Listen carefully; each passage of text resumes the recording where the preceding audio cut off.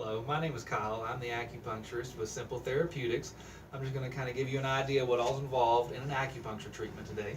So the first thing I always do is I want to clean the area with alcohol. I use the 70% isopropyl alcohol. Anytime I put a needle in the skin, I always put alcohol over it.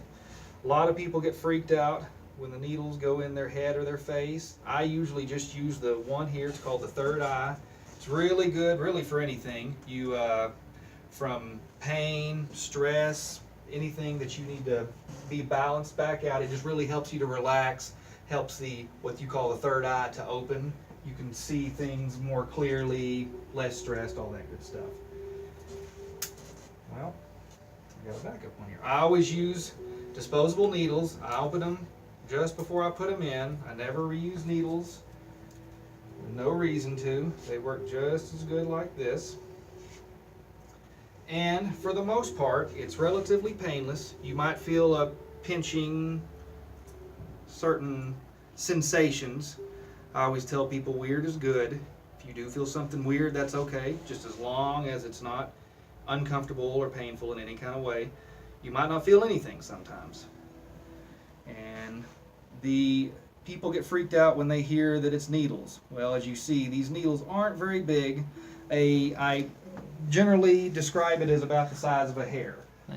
Thinner needles are going to be about the size of like maybe someone that has thinner hair, and a thicker needle might be like the size of a horse hair. Again, pretty small, nothing to worry about. And I have all different sizes, lengths, gauges, all that good stuff. But again, a large acupuncture needle is still a small needle. And there are points all over the body. I typically stick with the ones that are below the elbows and below the knees. The general idea with acupuncture is you have more energy in your hands and your feet because there's more movement there. So you can do needles in the back, stomach, things like that. Usually there's not as much energy there, so you're not going to get as much of a result, but you'll still get something. This one here is called large intestine 4. This is a really popular point. A lot of people, you've probably seen people, they massage on it for things like headaches, things like that. It's good for headaches, but it's especially good for migraines, which he has. And you don't have to put the needles in very deep. This is a needle, the needle part's probably about 1 inch long. As you see, it's sticking out about 1/2 inch still there. So it's not in very deep, not really that painful, anything like that. Stimulation is key. Anything you can get someone to feel from these points is good, but again, you might not feel anything.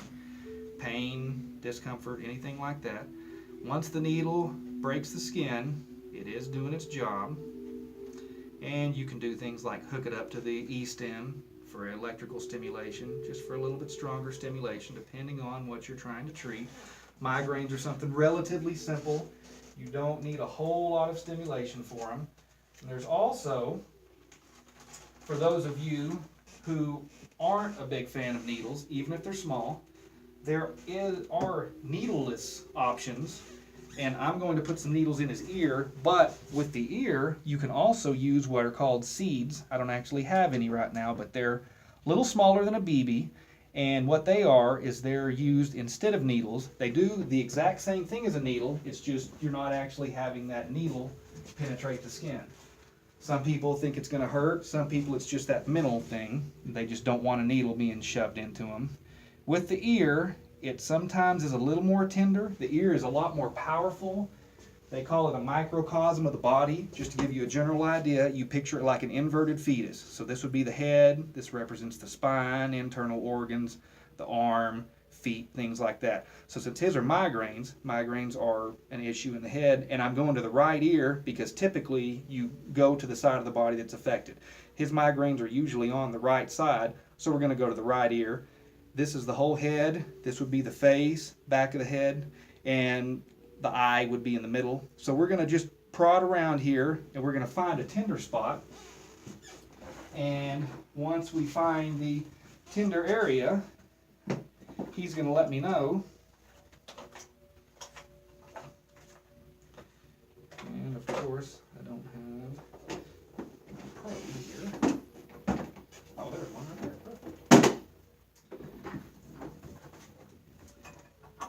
Usually in the body points, you're not going to have pain at all.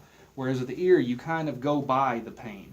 So what I'm going to do is I'm going to press around, and whenever I find a spot that's tender, he's going to tell me. So just let me know. It's going to feel either like an electric shock or a needle prick.